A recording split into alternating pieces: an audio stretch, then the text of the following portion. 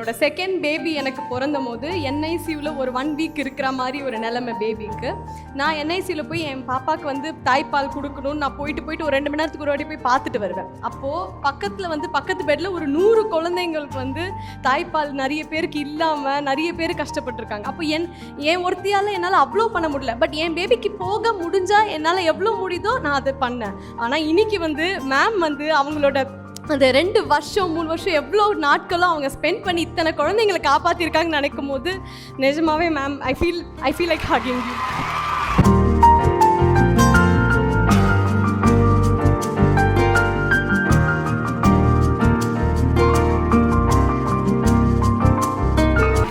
நீங்கள் சொன்னீங்களே மேம், அது மருந்து, அது நிறைய பேருக்கு தெரியாது. அந்த என்ஐசியூவில் போய் ஒரு வாட்டி பார்க்க சொல்லுங்க. அத்தனை குழந்தைங்க வாயில் அம்மான்னு சொல்லி கத்தாது, ஆனால் அதுக்கு தேவைன்றது அது அழுகையிலேயே தெரியும்.